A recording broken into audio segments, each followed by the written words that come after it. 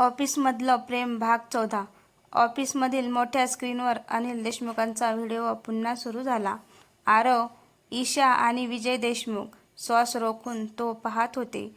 अनिल देशमुख शांत आवाजात म्हणाले, आरव, जर तू हा व्हिडिओ पाहत असेल तर याचा अर्थ तू सत्याच्या अगदी जवळ पोहोचला आहेस. पण लक्षात ठेव, प्रत्येकावर संशय घेऊ नकोस. काही लोकांनी चुका केल्या असतील, पण प्रत्येकजण दोषी नसतो. तेवढ्यात व्हिडिओमध्ये एक फाईल दिसली. त्या फाईलवर लिहिलं होतं, प्रोजेक्ट सूर्य. आरव आश्चर्याने म्हणाला, प्रोजेक्ट सूर्य? हे नाव मी पहिल्यांदाच ऐकतोय. विजय देशमुख गंभीर झाले, नाही आरव, हे नाव मी अनेक वर्षांनी पुन्हा ऐकत आहे. ईशाने विचारलं, सर, हा प्रोजेक्ट काय होता? विजय सर हळू आवाजात म्हणाले, हा कंपनीचा सर्वात महत्त्वाचा प्रोजेक्ट होता, पण तो अचानक बंद करण्यात आला आणि त्यानंतरच तुझे बाबा कंपनीतून गायब झाले. व्हिडिओ पुढे सुरू झाला. अनिल देशमुख म्हणाले, जर तुला खरं सत्य जाणून घ्यायचं असेल तर कंपनीच्या जुन्या रेकॉर्ड रूममध्ये जा. तिथला लॉक नंबर 27 मध्ये शेवटचा पुरावा आहे. व्हिडिओ संपला. आरवने निर्धाराने ईशाकडे पाहिलं. आज रात्रीच आपण रेकॉर्ड रूममध्ये जाणार. रात्र झाली. ऑफिसमध्ये जवळपास कुणीच नव्हतं. आरव, ईशा आणि विजय सर शांतपणे रेकॉर्ड रूमकडे निघाले. जुनं लोखंडी दार उघडता धुळीचा वास पसरला. भिंतीवर अनेक जुनी लॉकर्स होती. आरवची नजर थेट लॉकर नंबर 27 वर गेली. त्याने थरथरत्या हाताने लॉक उघडलं. लॉकरमध्ये एक सीलबंद लिफाफा आणि एक जुनी चावी होती. लिफाफ्यावर मोठ्या अक्षरात लिहिलं होतं, हे उघडण्यापूर्वी एकदा मागे वळून पहा. आरवने नकळत मागे वळून पाहिलं आणि त्याच्या पायाखालची जमीनच सरकली. कारण रेकॉर्ड रूमच्या दारात समीर कुलकर्णी शांतपणे उभे होते. त्यांच्या चेहऱ्यावर हलकसं स्मित होतं. ते म्हणाले, आरव, अखेर तू इथपर्यंत पोहोचलास. समीर कुलकर्णी दारात उभे होते. आरवने त्याच्या हातातील लिफाफा घट्ट पकडला. समीर सर, तुम्ही इथे? समीर शांतपणे म्हणाले, हो आरव, आणि मला माहीत होतं की एक दिवस तू या लॉकरपर्यंत नक्की पोहोचशील. ईशा रागाने म्हणाली, मग तुम्ही इतके दिवस सत्य का लपवलंत? समीरने दीर्घ श्वास घेतला, मी सत्य लपवलं नाही, मी त्याचं संरक्षण करत होतो. आरवचा आवाज कठोर झाला, माझ्या बाबांना कंपनी सोडायला भाग पाडले गेलं, त्यांचं आयुष्य उद्ध्वस्त झालं आणि तुम्ही म्हणता तुम्ही संरक्षण करत होता? समीरच्या डोळ्यात पश्चाताप दिसत होता. आरव, तुझ्या बाबांनीच मला वचन द्यायला लावलं होतं. हे ऐकून सगळे स्तब्ध झाले. कसलं वचन?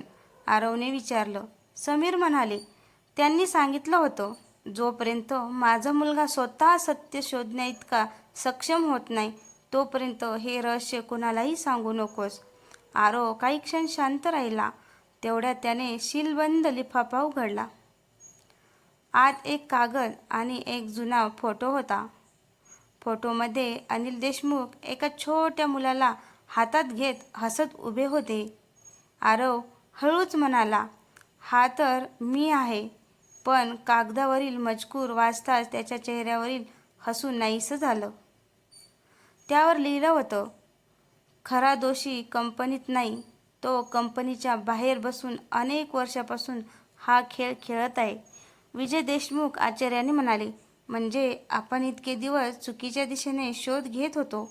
समीरने मान हलवली, हो, कंपनीतील काही लोकांचा वापर झाला, पण सूत्रधार दुसराच आहे. तेवढ्यात रेकॉर्ड रूममधील दिवे अचानक बंद झाले. अंधारात कोणीतरी जोरात ओरडलं, लिफाफा माझ्याकडे द्या. आणि एका सावलीने आरवच्या हातातून लिफाफा हिसकावण्याचा प्रयत्न केला. आरवने घट्ट पकड सोडली नाही, पण त्या झटापटीत ती जुनी चावी जमिनीवर पडली आणि दूर घसरत एका बंद दरवाजाजवळ जाऊन थांबली. त्या दरवाजावर मोठ्या अक्षरात लिहिलं होतं, प्रवेश निषिद्ध. आरवने त्या चावीकडे पाहिलं आणि त्याला समजलं, खरं रहस्य अजून त्या बंद दरवाजाच्या मागे लपलेलं आहे. आरव धावत जाऊन ती जुनी चावी उचलतो. सावली अंधाराचा फायदा घेत पळून जाते. काही क्षणांनी लाईट पुन्हा सुरू होतात. ईशा घाबरलेल्या आवाजात म्हणते, आरव, तो कोण होता? आरव डोकं हलवत म्हणतो, चेहरा दिसला नाही, पण तो फक्त लिफाफ्यासाठी आला होता. म्हणजे त्या दरवाजामागे नक्कीच मोठं रहस्य आहे. समीर कुलकर्णी त्या बंद दरवाजासमोर उभे राहिले. ते हळू आवाजात म्हणाले, ही चावी अनिल देशमुखांनी स्वतः माझ्याकडे दिली होती, पण हा दरवाजा उघडण्याचा अधिकार फक्त आरवला आहे. आरवने चावी लॉकरमध्ये फिरवली. टक, जुनं कुलूप उघडलं. दरवाजा हळूहळू उघडताच धुळीने भरलेली एक मोठी खोली दिसली. भिंतीवर जुन्या फाईल्स, कपाट आणि कंपनीच्या सुरुवातीचे फोटो लावलेले होते. खोलीच्या मधोमध एक लाकडी टेबल होता. त्या टेबलावर एक लॅपटॉप आणि एक डायरी ठेवलेली होती. डायरीच्या पहिल्या पानावर लिहिलं होतं, जर आरव इथपर्यंत पोचला असेल तर माझं स्वप्न पूर्ण होण्याची वेळ आली आहे. आरवने डायरी उघडली. त्यात अनिल देशमुखांनी कंपनीच्या प्रत्येक महत्त्वाच्या घटनेची नोंद केली होती. अचानक ईशाच्या नजरेस भिंतीवर लटकलेला एक मोठा फोटो पडला. ती आश्चर्याने म्हणाली, आरव, हे बघ, फोटोमध्ये कंपनीच्या उद्घाटनाचा कार्यक्रम होता. त्यात अनिल देशमुख, विजय देशमुख आणि समीर कुलकर्णी यांच्यासोबत आणखी एक व्यक्ती उभी होती. पण त्या व्यक्तीचा चेहरा काळ्या शाईने मुद्दाम पुसून टाकला होता. आरवच्या अंगावर काटा आला. कोणीतरी या व्यक्तीची ओळख लपवण्याचा प्रयत्न केला आहे. तेवढ्या टेबलावर ठेवलेला लॅपटॉप स्वतःहून सुरू झाला. स्क्रीनवर फक्त एकच ओळ दिसली, वेलकम आरव, मी तुझीच वाट पाहत होतो. आरव, ईशा, विजय आणि समीर एकमेकांकडे पाहू लागले, कारण कोणीतरी अजूनही त्या गुप्त खोलीवर लक्ष ठेवून होतं. लॅपटॉपच्या स्क्रीनवरचा संदेश पाहून खोलीत शांतता पसरली. वेलकम आरव, मी तुझीच वाट पाहत होतो. आरवने हळूच माऊस हलवला. क्षणात स्क्रीनवर एक व्हिडिओ सुरू झाला. व्हिडिओमध्ये अनिल देशमुख दिसत होते. ते शांतपणे म्हणाले, आरव, जर तू हा व्हिडिओ पाहत असेल तर याचा अर्थ तू योग्य दरवाजा उघडला आहेस. आता मी तुला एक असं सत्य सांगणार आहे ज्यामुळे तुझं आयुष्य कायमचं बदलेल. ईशा आणि विजय देशमुख लक्षपूर्वक ऐकत होते. अनिल पुढे म्हणाले, या कंपनीचा पाया विश्वासावर उभा होता, पण नंतर काही लोकांनी पैशासाठी त्या विश्वासाचा सौदा केला. मी त्यांना थांबवण्याचा प्रयत्न केला, म्हणून मला दूर जावं लागलं. तेवढ्यात व्हिडिओमध्ये एक नकाशा दिसला. त्यावर लाल रंगाने एक ठिकाण गोल करून दाखवलं होतं. खाली लिहिलं होतं, सातारा, जुना फार्म हाऊस. समीर अचानक दचकले. हे ठिकाण? आरवने विचारलं. सर, तुम्हाला याबद्दल माहिती आहे? समीर गंभीर झाला. हो, अनिल सर शेवटच्या वेळी तिथेच गेले होते. इतक्यात लॅपटॉपवर आणखी एक संदेश चमकला. 24 तासाच्या आत फार्म हाऊसमध्ये पोहोचो. उशीर झाला तर शेवटचा पुरावा कायमचा नष्ट होईल. आरवने ईशाकडे पाहिलं. आपण आताच निघू. ईशाने निर्धाराने मान हलवली. मी तुझ्या सोबत आहे, विजय देशमुख म्हणाले. मीही येतो. आता हे रहस्य शेवटपर्यंत उलगडायलाच हवं. ते चौघे खोलीबाहेर पडले, पण त्यांना माहीत नव्हतं, कॉरिडॉरच्या दुसऱ्या टोकाला एक अनोळखी व्यक्ती उभी होती. त्याने मोबाईलवर कुणाला तरी फोन केला. सर, आरवला फार्म हाऊसबद्दल कळलं आहे. फोनच्या दुसऱ्या बाजूने शांत आवाज आला. ठीक आहे, मग तयारी सुरू करा. यावेळी तो सत्यापर्यंत पोहोचता कामा नये.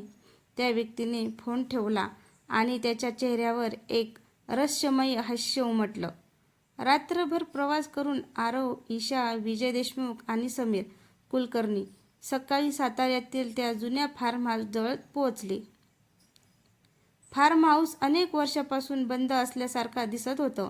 लोखंडी गेटवर गंज चढला होता आणि अंगणात वाऱ्याने सुकलेली पान उडत होती. ईशा हळू आवाजात म्हणाली, आरव, इथे खूप विचित्र शांतता आहे. आरवने आजूबाजूला पाहिलं. हो, पण बाबांनी काही कारणाने हे ठिकाण निवडलं असेल. समीरने खिशातून एक जुनी चावी काढली. ही चावी अनिल सरांनी मला दिली होती. त्याने दरवाजा उघडला. घरात प्रवेश करताच भिंतीवर एक मोठं कौटुंबिक छायाचित्र दिसलं. आरव त्या फोटोसमोर थांबला. हे काय? फोटोमध्ये अनिल देशमुख, विजय देशमुख आणि त्यांच्या कुटुंबियासोबत एक लहान मुलगी उभी होती. ईशाने फोटो जवळून पाहिला आणि तिच्या चेहऱ्याचा रंगच उडाला. आरव, ही मुलगी? आरवने विचारलं. काय झालं? ईशाचा आवाज थरथरत होता. ही मी आहे. क्षणभर संपूर्ण खोली शांत झाली. आरवला विश्वासच बसत नव्हता. पण हे कसं शक्य आहे? विजय देशमुखही थक्क झाले. म्हणजे ईशा लहानपणी या फार्म हाऊसमध्ये आली होती? ईशाने डोळे मिटले. तिला धूसर आठवणी दिसू लागल्या. एक लहान मुलगी, एक हसरा माणूस तिला चॉकलेट देत आहे आणि तो माणूस अनिल देशमुख. ईशाच्या डोळ्यात अश्रू आले. मला आठवतंय, लहानपणी बाबा मला इथे घेऊन आले होते. तेवढ्यात वरच्या मजल्यावरून जोरात काहीतरी पडल्याचा आवाज आला. सगळे दचकले. आरव म्हणाला, वर कोणीतरी आहे. तो जिन्याकडे धावला. ईशा त्याच्या मागे धावली. वरच्या खोलीचं दार अर्धवट उघडं होतं. आरवने दार ढकललं. आता एक खुर्ची हलत होती. खिडकी उघडी होती आणि टेबलावर एक ताजी चिठ्ठी ठेवलेली होती. त्यावर लिहिलं होतं, तुम्ही पुन्हा उशीर केलात, पण खेळ अजून संपलेला नाही. आरवने चिठ्ठी हातात घेतली. तेवढ्यात त्याच्या नजरेस टेबलावर पडलेली एक सोन्याची अंगठी दिसली. अंगठीच्या आतील बाजूला 2 अक्षर कोरलेली होती. विजय देशमुख आश्चर्याने अंगठीकडे पाहत म्हणाले, ही अंगठी माझी नाही. खोलीत पुन्हा एकदा शांतता पसरली. आता प्रश्न आणखी मोठा झाला होता. मग ही अंगठी इथे ठेवून गेलं कोण? आरवने ती अंगठी काळजीपूर्वक हातात घेतली. त्यावर कोरलेली अक्षरे पुन्हा स्पष्ट दिसत होती. व्ही.डी. विजय देशमुख. विजय देशमुख गंभीर आवाजात म्हणाले, आरव, ही अंगठी माझी नाही, पण ही आद्याक्षरे माझ्या नावाची जुळतात. म्हणून कोणीतरी मुद्दाम संशय माझ्यावर आणण्याचा प्रयत्न करत आहे. ईशा विचारात पडली. म्हणजे खरा गुन्हेगार आपल्याला एकमेकावर संशय घ्यायला भाग पाडतोय. समीरने संपूर्ण खोली नीट तपासायला सुरुवात केली. अचानक कपाटामागे त्याला एक लहान असा लोखंडी बॉक्स दिसला. आरव, इकडे ये. आरवने बॉक्स बाहेर काढला. तो लॉक होता. पण आश्चर्य म्हणजे रेकॉर्ड रूममध्ये मिळालेली चावी त्याला अगदी तंतोतंत बसली होती. टक. बॉक्स उघडला. आत एक डायरी, एक पेनड्राईव्ह आणि एक जुना मोबाईल होता. मोबाईलमध्ये अजूनही बॅटरी होती. आरवने तो सुरू केला. स्क्रीन उजळली आणि पहिलाच मेसेज दिसला. अनिल, जर तुला काही झालं तर आरवला सत्यापर्यंत नक्की पोहोचव. पाठवणाऱ्याचं नाव पाहून समीर दचकला. नाही, हे अशक्य आहे. आरवने मोबाईल समीरकडे वळवला. कोण आहे हा? समीरच्या कपाळावर घाम आला. ते हळू आवाजात म्हणाले, हा मेसेज कंपनीच्या संस्थापक मंडळातील एका व्यक्तीचा आहे. ईशाने लगेच विचारलं, मग तो आज कुठे आहे? समीरने उत्तर दिलं, सर्वांना वाटतं त्याचा अनेक वर्षापूर्वी अपघातात मृत्यू झाला. आरवचा श्वास वेगाने चालू लागला. म्हणजे? समीर पुढे म्हणाले, कदाचित तो अजूनही जिवंत आहे. इतक्यात बाहेरून एका गाडीचा आवाज आला. खिडकीतून पाहिल्यावर काळ्या रंगाची कार फार्म हाऊस समोर येऊन थांबली. दार उघडलं आणि सूट घातलेला एक अनोळखी माणूस खाली उतरला. त्याने वरच्या खिडकीकडे पाहून हलकसं स्मित केलं आणि म्हणाला, आरव, शेवटी आपली भेट होणारच होती. आरवने तो आवाज ऐकला आणि त्याला जाणवलं, हाच तो आवाज होता जो अनेक दिवसापासून फोनवरून त्याला धमक्या देत होता. फार्म हाऊससमोर उभ्या असलेल्या त्या अनोळखी व्यक्तीकडे आरव एकटक पाहत होता.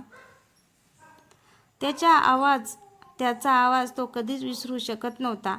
आरव खाली धावत आला. तू कोण आहेस? तो माणूस शांतपणे हसला. माझी ओळख जाणून घेण्याची तुला खूप घाई आहे, पण प्रत्येक प्रश्नाचं उत्तर योग्य वेळीच मिळतं. ईशा आणि समीरही खाली आले. विजय देशमुख त्या व्यक्तीकडे पाहतच काही क्षण थबकले. मी तुला ओळखतो. त्या व्यक्तीच्या चेहऱ्यावर हलकंसं स्मित आलं. हो विजय, खूप वर्षांनी भेटतोय. आरवने आश्चर्याने विजय सरांकडे पाहिले. सर, हा कोण आहे?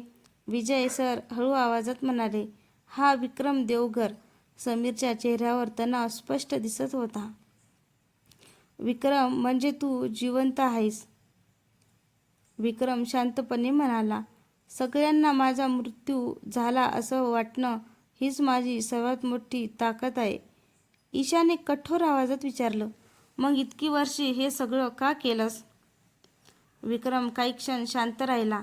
मग म्हणाला, कारण या कंपनीत माझाही वाटा होता, पण माझ्याशी विश्वासघात झाला. आरव पुढे आला. विश्वासघात झाला असेल, पण त्यासाठी माझ्या बाबांना का त्रास दिलास? विक्रमने लगेच उत्तर दिलं. तुझ्या बाबांना मी कधीच इजा केली नाही. ते ऐकताच सगळे स्तब्ध झाले. उलट त्यांनी माझा जीव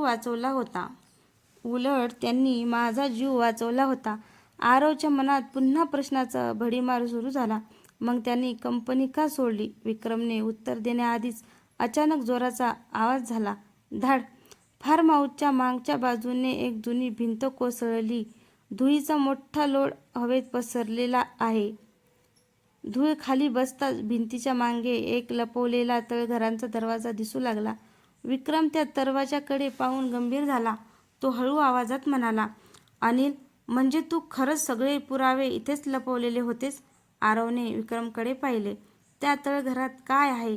विक्रमने एक दीर्घ श्वास घेतला. तुझ्या प्रत्येक प्रश्नाचं उत्तर आणि त्या व्यक्तीचं खरं नाव, जिने या सगळ्या खेळांची सुरुवात केली आहे. आरवने तळघराच्या दरवाजाचं कुलूप हातात घेतलं आणि त्या क्षणी त्याच्या मोबाईलवर एक नवीन मेसेज आला.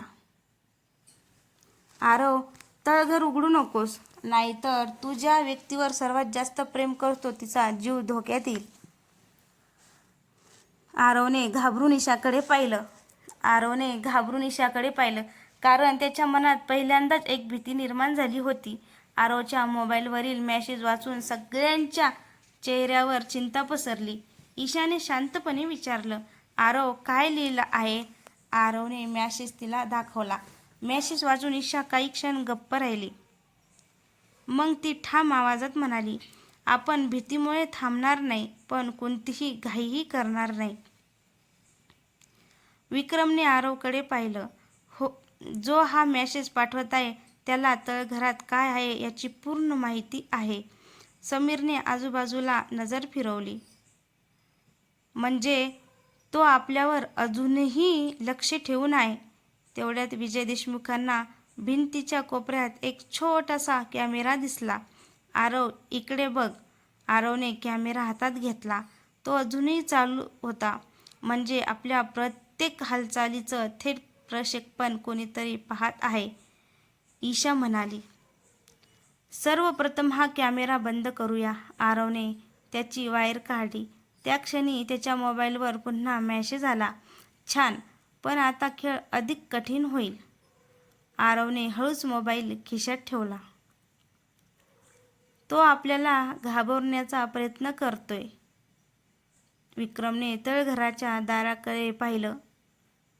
हे कुलूप साधं नाही, यासाठी 2 चाव्या लागतात. आरव आश्चर्याने म्हणाला, पण आपल्याकडे तर एकच चावी आहे. विक्रमने खिशातून आणखी एक जुनी चावी काढली. दुसरी चावी माझ्याकडे होती. अनिलने ती माझ्याकडे विश्वासाने ठेवली होती. दोन्ही चाव्या एकाच वेळी कुलपात फिरवल्या गेल्या. टक. तळघराचं जड दार हळूहळू उघडलं आत खाली जाणार अरुंद जिना दिसत होता. आत खाली जाणारा अरुंद जिना दिसत होता. चारही जण सावधपणे खाली उतरले. तळघरात अनेक लोखंडी कपाट होती. मधोमध एक मोठा स्टीलचा बॉक्स ठेवलेला होता. बॉक्सवर धुळीत बोटाने लिहिलेलं दिसत होतं, आरव, सत्य स्वीकारायची तयारी असेल तरच हा बॉक्स उघड. आरवने एक दीर्घ श्वास घेतला. त्याने बॉक्सचं झाकण उघडलं. आत अनेक फाईल्स होत्या, पण सगळ्यांच्या वर एकच फोटो ठेवलेला होता. तो फोटो पाहताच आरव, ईशा, विजय आणि विक्रम चौघेही स्तब्ध झाले. कारण त्या फोटोमध्ये अनिल देशमुख जिवंत उभे होते आणि फोटोच्या मागे लिहिलं होतं, मी मेलो नाही, योग्य वेळीची वाट पाहत आहे. आरवच्या हातातील फोटो थरथरू लागला. तर मित्रांनो, तुम्हाला ऑफिसमधलं प्रेम भाग 14 हा कसा वाटला कमेंट करून नक्की सांगा. आणि हो, आपल्या चॅनलवर कोणी नवीन असेल तर चॅनलला सबस्क्राईब करा. धन्यवाद.